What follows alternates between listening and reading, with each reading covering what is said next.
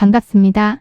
내 가족의 사건처럼 하나하나 최선을 다하는 법무법인 이현입니다. 누구나 법적 문제가 생기면 심적으로나 경제적으로 큰 부담을 갖게 됩니다. 혼자서 해결해 보려 하겠지만 만족스러운 결과를 이끌어내기가 쉽지 않죠. 여러분의 정신적인 고통, 금전적인 어려움을 이해하며 이현의 법률 상담 시스템을 통해 도움을 드리고 있습니다. 의뢰인의 문제는 하나의 사건이 아니라 한 사람의 삶이라는 마음으로 면밀하게 분석하여 해결의 실마리를 찾아드리겠습니다. 자, 그럼 오늘의 주제인 상해치사죄에 대하여 함께 알아볼까요? 살인미수는 살해의 고의를 가지고 실행에 착수했으나 기수에 이르지 못한 경우이고 위험한 물건을 휴대하여 사람을 상해한 죄를 범하면 특수상해죄가 됩니다. 그렇다면 상해치사죄는 어떤 것일까요?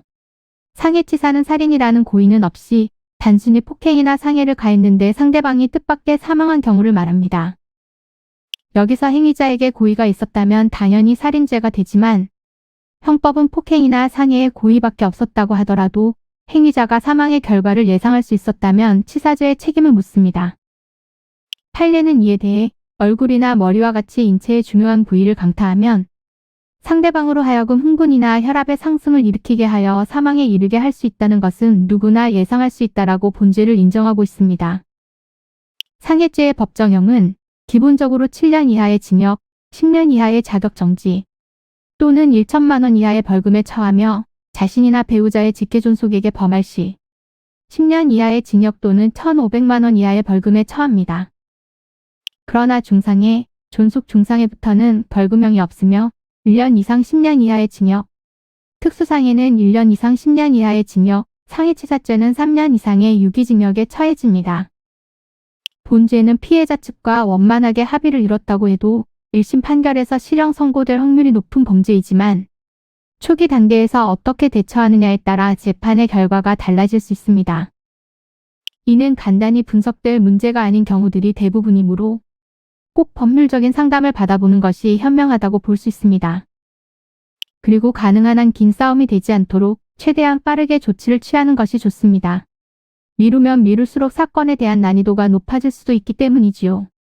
가벼운 병도 방치를 하면 상당히 무거운 병이 되듯이 이 또한 역시 사전에 바로잡으셔야만 간단한 조치로도 해결할 수 있는 가능성이 높아지는 것입니다.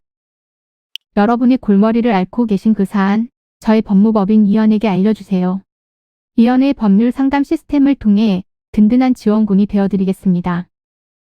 간혹 변호사가 아닌 사무장 등과 상담하는 줄로 오해하시는 분들이 계시는데 이는 전혀 아니며 저희 법무법인 이현은 변호사와 1대1로 상담이 이루어진다는 점을 다시 한번 꼭 알려드립니다. 저희는 하나의 분야가 아닌 민사, 형사, 가사뿐만 아니라 비송사건 등 모든 것을 추구하고 있는 종합 로펌입니다. 가장 궁금해하시는 사건의 해결 가능성과 해결의 키포인트, 예상되는 문제점과 해결 방안 등을 총망라하여 종합적인 시각으로 안내해드리고 있습니다.